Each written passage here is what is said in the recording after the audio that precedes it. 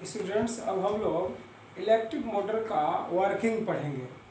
तो वर्किंग में ये देखना है, अभी इसके आपके इलेक्ट्रिक मोटर के सारे पार्ट्स आपके सामने बताए गए।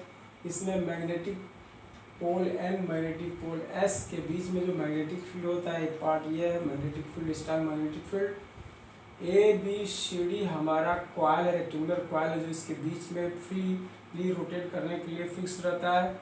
इस कॉइल के इंड पॉइंट्स आकर के हमारे स्प्लाइट रिंग्स के एक्सटर्नल पार्ट से जुड़े रहते हैं। इस रिंग का एक्सटर्नल पार्ट कंडक्टिंग होता है और इंटरनल पार्ट इंसुलेटिंग होता है, इंसुलेटेड होता है। फिर इसके अंदर करंट नहीं जाएगी, इसके अंदर नहीं जाएगी। और इसका एक्सटर्नल पार्ट, स्प्लैट स्प्रिंग के एक्सटर्नल पार्ट बाहर के दो स्टेशनरी ब्रशेज एक्स वाई से जुड़े रहते हैं। यहाँ पे ये बताया गया। तो पार्ट्स इसके हो गए, electric field between N to S, rectangular coil A B C D, split rings P and Q, and fourth one is brushes X and Y, ये स्टेशनरी रहते हैं। वर्किंग में क्या होता है इसमें कि जो हमारे इस बैटरी से, बाहर वाली बैटरी से करंट जो होती है, यहाँ से ब्रश एक्स के द्वारा इंटर करती है। ब्रश एक्स के द्वारा ये आ जाएगी पी पर, और पी से फिर कॉइल के अंदर इस A B C D direction में, मतलब इस ब्रश एक्स से इंटर करती है करंट, और ऐसे जाकर के फिर वापस आती है और ब्रश Y2 से फिर आकर के इस बैटरी में इंटर कर जाती है। ये मोशन है हमारे इलेक्ट्रिक करंट का। कैसे बैटरी से ऐसे गई, एक्स से इंटर करके पी तक गई, पी से फिर इस कॉइल से होते हुए A B C D direction में होते हुए फिर क्यू तक आई, क्यू से फिर आपके ब्रश वाई से होते हुए आपके बैटरी में फिर इंटर कर दिए। तो करंट की फ्लोइंग इसमें इस तरह से होती है। अब आप देखेंगे कि ये साइड हमारा, ये साइड मैग्नेटिक फील्ड के परपेंडिकुलर डायरेक्शन में है, और ये साइड मैग्नेटिक फील्ड के ए बी परपेंडिकुलर डायरेक्शन में। लेकिन इन दोनों में जो करंट फ्लो हो रही है, वो दोनों में करंट एक दूसरे के अपोजिट डायरेक्शन में फ्लो हो रही है। ए बी में करंट जो है सी डी के अपोजिट डायरेक्शन में फ्लो हो रही है। तो सडनली मैग्नेटिक फील्ड में ये कॉइल है, मैग्नेटिक फील्ड में ये भी एक आपका कंडक्टर है, और इसमें करंट फ्लो हो रही है। तो मैग्नेटिक फील्ड के नाते इसमें भी फोर्स लगेगा, इस पर भी एक फोर्स लगेगा। तो ये फोर्स जो लगेगा इन दोनों के बीच में, फ्लेमिंग के लेफ्ट हैंड रूल से इसको फाइंड आउट हम कर सकते हैं। तो फ्लेमिंग का लेफ्ट हैंड रूल अप्लाई करके देखेंगे तो ये फोर्स इस पर जो लगेगा सीढ़ी पे, ये जो है एंटी क्लॉकवाइज में इसका मूवमेंट होगा। मतलब अगर ये डाउनवर्ड नीचे जाता है ये वाला पार्ट, तो ये वाला पार्ट अपवर्ड डायरेक्शन में आएगा, क्योंकि जो फोर्स इसमें लगेगा उसके अपोजिट फोर्स इसमें लगेगा। तो ये दोनों फोर्स इस तरह से लगेंगे कि एंटी क्लॉकवाइज डायरेक्शन भी ये इसका रोटेशन होता है, एंटी क्लॉकवाइज डायरेक्शन में रोटेशन हो जाएगा। क्लॉकवाइज आपका जो होता है, क्लॉकवाइज के एंटी डायरेक्शन में रोटेशन होता है। तो होते ही जैसे ये रोटेशन होगा, तो ये सीढ़ी जो है, सीढ़ी हमारा सीढ़ी वाला पार्ट सीधे सीधे ये क्यू का जो स्प्लैट रिंग क्यू है, इसका कनेक्शन सीधे सीधे आकर के अटैच हो जाता है एक्स से, पी वाला अटैच हो जाता है वाई से, और जो ये पोजीशन इसका हो जाता है, सी डी इसके जगह पर आ जाता है, ए बी इसके जगह पर आ जाता है, और उस बार करंट का डायरेक्शन रिवर्स हो जाता है। करंट का डायरेक्शन जो है, अब ये जो यहाँ से सी डी, यहाँ से सी रहेगा या डी रहेगा, डी सी फिर बी ए की डायरेक्शन में फ्लो होने लगती है। तो उसके बाद जैसे डायरेक्शन, करंट का डायरेक्शन चेंज हो जाएगा, तो फिर से जो फोर्स इन दोनों पे फिर इस पे लगेगा, वो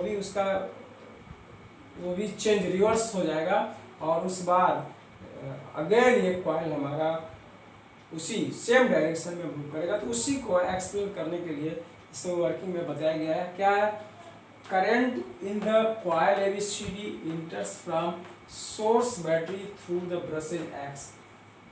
ये सोर्स से, बैटरी से करंट हमारा ब्रश एक्स के द्वारा कॉइल में इंटर करता है, ABCD में कॉइल में इंटर करता है, and flows back to the battery through the brushes Y. और यहाँ से फ्लो होते हुए फिर बैटरी वाई में इंटर करने के बाद इसमें ये ऐसे इंटर करने के बाद ब्रश वाई से फिर ये बैटरी में आ जाता है। फिर the current in the arm AB end of the coil flows from A to B, इसमें ए से बी के डायरेक्शन में करंट फ्लो करती है और इसमें करंट हमारा सी से डी के डायरेक्शन में फ्लो करती है। That is current in A B and C D is in opposite direction. तो इससे से फिगर से आप देख सकते हैं कि करंट जो इसमें फ्लो हो रही है वो दोनों का डायरेक्शन अपोजिट है। On applying the Fleming's left hand rule we find that, हम अगर फ्लेमिंग का लेफ्ट हैंड रूल लगाते हैं तो हमको पता चलता है कि the force acting on arm A B pushes it downwards, इस ए बी पे जो फोर्स लगेगा वो डाउनवर्ड माने नीचे की तरफ जाएगा और इसके ऊपर जो फोर्स लगेगा downwards, while the force acting on the arm C D pushes it upwards, इसको फोर्स ऊपर के डायरेक्शन, ये साइड नीचे जाएगा और इस साइड ऊपर आता है। Thus the coil and the axle rotate in the anti-clockwise, और इस तरह से coil और हमारा ये एक्सल जो इस पे फिक्स है एंटी क्लॉकवाइज डायरेक्शन में रोटेशन इसका होता है। रोटेशन होकर के फिर क्या होता है, because the coil and the axle mounted free to turn about an axis, क्योंकि इस तरह से इसका एडजस्टमेंट होता है, ये कॉइल और एक्सल इस एक्सिस के अबाउट रोटेट करने के लिए माउंट किया जाता है, ऐसे फिक्स किया जाता है कि वो इजीली रोटेट कर सके। आफ्टर हाफ रोटेशन जब पूरा हो जाता है तो उसमें Q makes contact with brushes x, Q का कांटेक्ट ब्रश एक्स से हो जाता है। इस बार पहले पी से एक्स का था, अब क्यू एक्स से कांटेक्ट में आ जाता है और पी जो है वाई के कांटेक्ट में आ जाता है, and P with brushes Y. Therefore the current in the coil get reverse, इस तरह से फिर कॉइल में करंट जो है बदल जाती है, उसका डायरेक्शन बदल जाता है, and the flow along to the path DCBA, और DCBA रास्ते से, ये क्वेश्चन यहाँ रहता है, DCBA के डायरेक्शन से फ्लोइंग इसकी शुरू होती है। So direction of the force on AB and CD is also reverse, इसलिए जो फोर्स CD और AB पे लगा होता है, पहले AB पे जो फोर्स लगा उसको अपवर्ड लाया, AB पे फोर्स लगा और डाउनवर्ड हुआ, CD का फोर्स इसको अपवर्ड लाया, अब अगले बार ये CD हमारा डाउनवर्ड हो जाएगा और AB हमारा अपवर्ड हो जाएगा। तो इस तरह से ये जैसे ही हाफ रोटेशन होता है ये कॉइल का ये CD पार्ट जो है DC पार्ट AB का पोजीशन ले लेता है और AB जो है CD का पोजीशन ले लेता है। स्टूडेंट्स, आपको बताया गया कि ये जो जब इस दोनों में रोटेशन शुरू होता है एंटी क्लॉकवाइज डायरेक्शन में हमारा कॉइल रोटेट करता है, तो AB का प्लेस हमारा CD ले लेता है और CD का प्लेस AB ले लेता है। उस केस में ये हमारा स्प्लाइट रिंग ऐसे मूव करके ब्रश X से अटैच हो जाता है और स्प्लाइट रिंग P मूव करके दिस ब्रश Y से अटैच हो जाता है, और इस बार करंट जो इसमें होती है CDBA डायरेक्शन में फ्लो होने लगती है, मतलब पहले के अपोजिट डायरेक्शन में करंट फ्लो होने लगती है। इसलिए CD और AB पे जो फोर्स पहले लग रहा था उसी के उल्टा रिवर्स फिर फोर्स लगता है। पहले AB पे जो फोर्स लगता था AB को डाउनवर्ड ले जा रहा था, अब AB पे जो फोर्स लगेगा इस रिवर्सिंग के नाते AB पे जो फोर्स लगेगा जो यहाँ रहेगा अब AB को अपवर्ड डायरेक्शन में ले जाएगा और CD पे जो फोर्स रहेगा उसको डाउनवर्ड डायरेक्शन में ले जाएगा।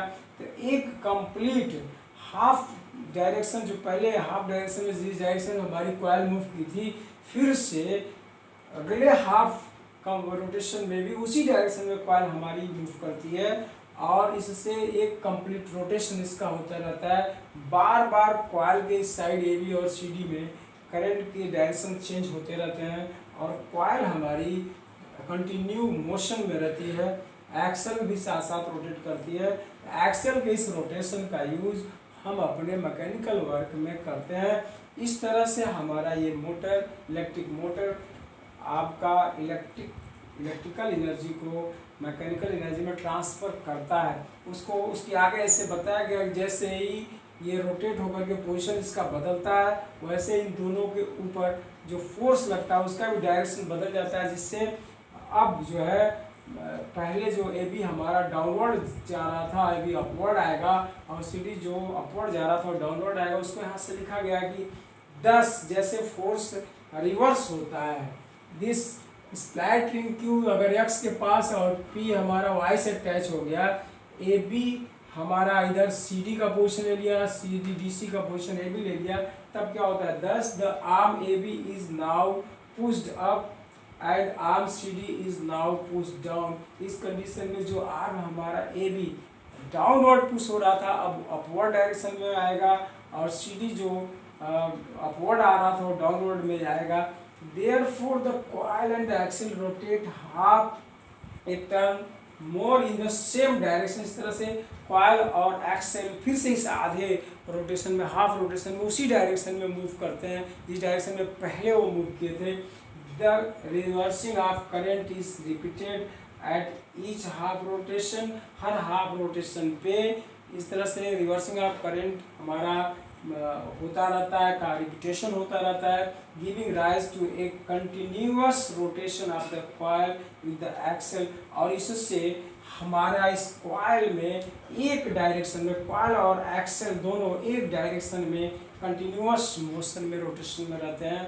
The rotation of the axle is used to do our mechanical work. इस तरह से एक्सेल का जो रोटेशन होता है उस पे हम सेफ्ट वगैरह लगाएंगे, उसके ऊपर बेल्ट लगा करके मैकेनिकल वर्क उससे हम करते हैं। मतलब axle, rotation of the axle ही हमारे मैकेनिकल वर्क में यूज होता है।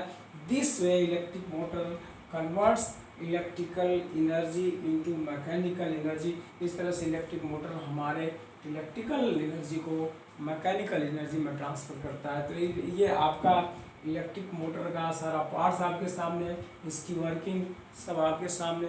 इस तरह से हमको इस फिगर को कम्प्लीटली स्केच करना सीखना है, और सारी चीज़ों को पॉइंट वाइज पॉइंट अगर नोट करते हैं तो बोर्ड के एग्ज़ाम में एक बड़ा सा क्वेश्चन आपको मिलता है जो बहुत ही आपके हाई स्कूल के एग्ज़ाम के लिए इम्पॉर्टेंट है। तो इसको ज़रूर माइंड में रखेंगे।